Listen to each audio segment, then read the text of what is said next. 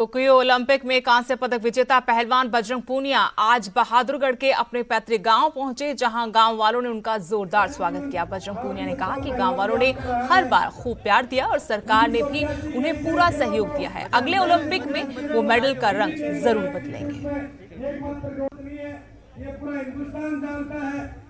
जोर शोर से स्वागत कर रहे हैं गांव वाले और काफ़ी प्यार और आशीर्वाद मिल रहा है गांव की तरफ से। और अब की बार नहीं, मेरे को गांव ने 5-6 बार में सम्मानित किया है। हर बार जब भी मैं देश के लिए मेडल जीत के ले आया, गांव ने खूब सपोर्ट किया मेरे को। सरकार ने ओलंपिक पदक जीतने के बाद सरकार ने कितना सपोर्ट किया आपको? देखिए, ओलंपिक पदक से पहले भी गवर्नमेंट ने खूब सपोर्ट किया है खिलाड़ियों को, और बिल्कुल अभी पहले से काफ़ी सुविधाएँ बढ़ी है और ओलंपिक में हमारा लेवल भी बढ़ रहा है धीरे धीरे।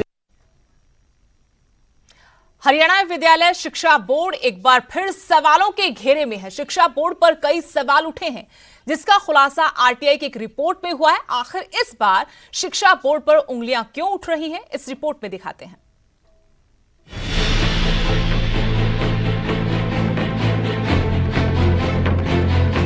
हरियाणा विद्यालय शिक्षा बोर्ड जो अक्सर विवादों में रहता है, और इस बार फिर अधिकारियों और कर्मचारियों ने ऐसा कारनामा किया है जिससे एक और विवाद खड़ा हो गया।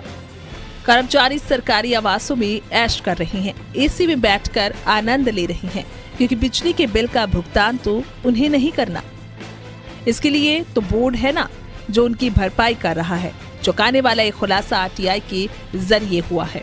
समाज सेवी ब्रजपाल परमार ने आरटीआई लगाकर ये जानकारी मांगी थी, जिसके बाद सबकी पोल खुल गई। हमने शिक्षा बोर्ड से एक आरटीआई मांगी थी कि शिक्षा बोर्ड के अंदर कुल कितने एसी लगे हुए हैं। उन्होंने जवाब दिया है, उन्होंने हमारे को जवाब दिया भी हमारे एसी की संख्या है 45 एसी तो कार्यालय में लगे हुए हैं और 16 एसी हमारे जो रेजिडेंस हैं उनमें लगे हुए हैं, जो कि ये जो सरकार के आदेश हैं, चीफ सेक्रेटरी का आदेश है, उन नियमों के खिलाफ है। क्योंकि कोई भी अधिकारी अपने घर पे या ऑफिस में एसी नहीं लगा सकता, और एसी लगाएगा तो बिजली का बिल अपने फंड से भरेगा, ना कि किसी सरकारी खजाने से। बोर्ड के सरकारी आवासों में रह रहे अधिकारी और कर्मचारियों पर बिजली के बिलों में हेराफेरी के आरोप लगे हैं। बोर्ड के सरकारी आवासों की बिजली के बिलों में हेराफेरी, अधिकारी और कर्मचारियों के बिल भर रहा शिक्षा बोर्ड।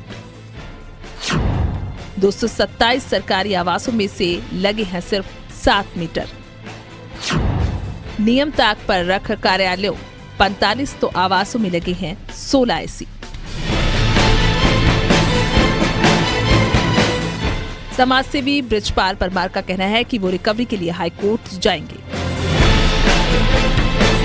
ये मुझे लग रहा है कि जो शुरू से जब से बोर्ड का गठन हुआ तब से ही ये चल रहा है, और मैं इसमें कुछ जानकारी, मेरे को गलत जानकारी बोर्ड द्वारा दी गई है, उसमें मैं अपील में जा रहा हूं, और अपील में अगर गलत जानकारी देंगे तो एसपीओ के खिलाफ आईपीसी 167 के तहत मुकदमा दर्ज कराऊंगा। क्योंकि लोक सेवक अगर कोई गलत जानकारी देता है तो उसके खिलाफ आईपीसी 167 के तहत मुकदमा दर्ज करवाया जा सकता है।